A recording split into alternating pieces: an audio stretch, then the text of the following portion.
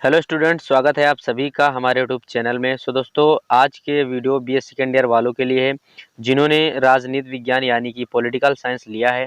दोस्तों, आज के इस वीडियो में हम पॉलिटिकल साइंस के टॉप 20 क्वेश्चन और आंसर लेकर आए हैं जो कि आपके ऑब्जेक्टिव यानी कि द्वितीय प्रश्न पत्र से हैं।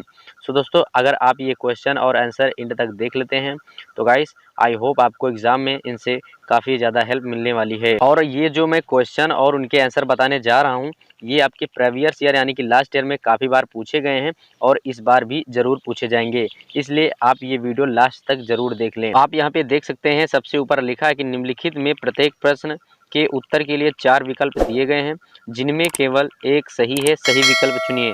मैं आप लोगों को बता देना चाहता हूँ कि आपको 4 विकल्प दिए जाएंगे जिसमें से आपको केवल एक जो सही होगा उसे चुनना होगा। ठीक है, तो चलिए पहला प्रश्न देख लेते हैं। आपका पहला प्रश्न है कि एकात्मक शासन में संपूर्ण शक्ति निहित होती है, तो इसका जो सही उत्तर हो जाएगा यानी कि एकात्मक शासन में संपूर्ण शक्ति निहित होती है तो क्या होती है, तो इसका जो उत्तर हो जाएगा सही ए यानी कि केंद्र सरकार में। ठीक है, तो चलिए दूसरा प्रश्न देख लेते हैं। आपका दूसरा प्रश्न है कि एक केंद्रीय शक्ति के द्वारा सर्वोच्च शक्ति का प्रयोग किया जाना ही एकात्मक शासन है, यह कथन जो है वह किसका है, तो इसका जो उत्तर हो जाएगा सही उत्तर हो जाएगा डॉक्टर गार्नर। ठीक है, डॉक्टर गार्नर ऑप्शन डी इसका सही हो जाएगा।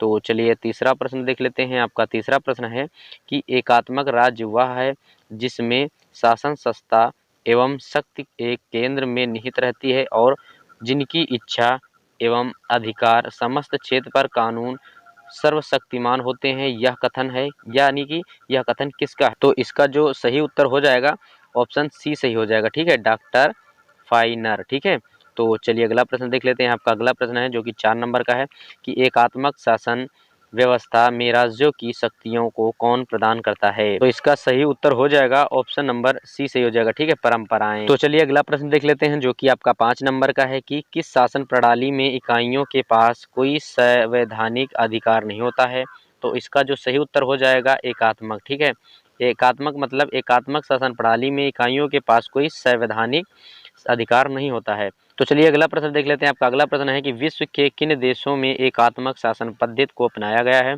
तो इसका जो सही उत्तर हो जाएगा ऑप्शन नंबर डी सही हो जाएगा यानी कि सभी देशों में एकात्मक शासन पद्धति को अपनाया गया है, ब्रिटेन में, स्वीडन में एंड जापान में। ठीक है, तो चलिए अगला प्रश्न देख लेते हैं। आपका अगला प्रश्न है कि एकात्मक संविधान में कौन सी विशेषता पाई जाती है, तो इसका जो सही उत्तर हो जाएगा यानी कि एकाहरी नागरिकता पाई जाती है। एकात्मक संविधान में एकाहरी नागरिकता पाई जाती है।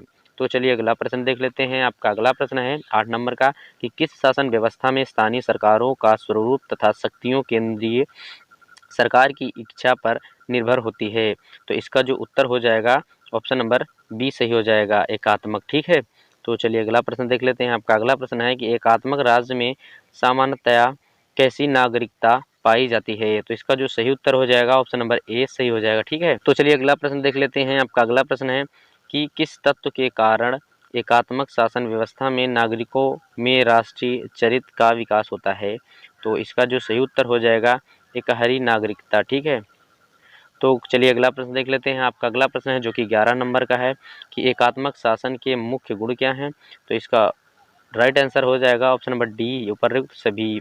उपयुक्त सभी। ठीक है, तो गाइस चलिए अगला प्रश्न देख लेते हैं। आपका अगला प्रश्न है 12 नंबर का किस शासन व्यवस्था में संपूर्ण राज्य में एक कानून होता है, तो इसका जो सही उत्तर हो जाएगा ऑप्शन नंबर ए यानी कि एकात्मक। एकात्मक शासन व्यवस्था में संपूर्ण राज्य में एक कानून होता है। ठीक है, तो चलिए अगला प्रश्न देख लेते हैं। आपका अगला प्रश्न है कि एकात्मक शासन में संपूर्ण देश में होता है।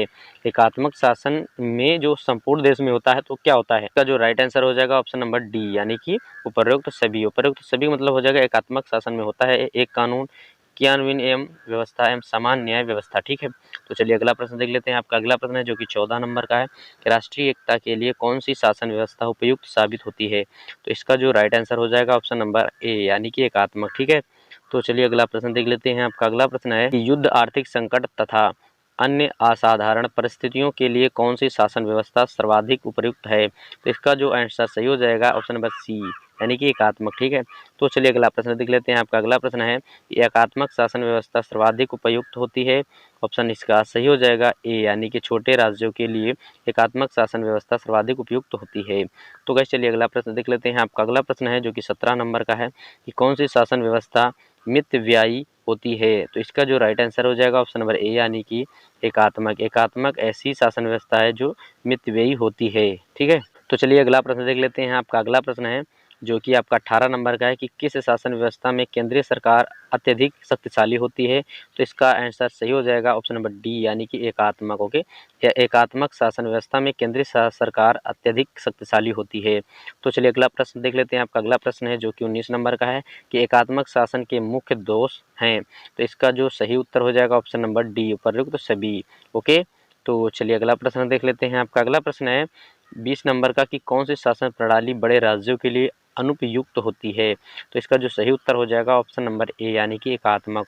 एकात्मक ऐसी शासन प्रणाली है जो बड़े राज्यों के लिए अनुपयुक्त होती है। ठीक है, तो चलिए अगला प्रश्न देख लेते हैं। आपका अगला प्रश्न है और आपके वीडियो का लास्ट प्रश्न है, किस प्रणाली में शासन व्यवस्था सरकारी पदाधिकारियों तथा कर्मचारियों के हाथों में केंद्रित होती है?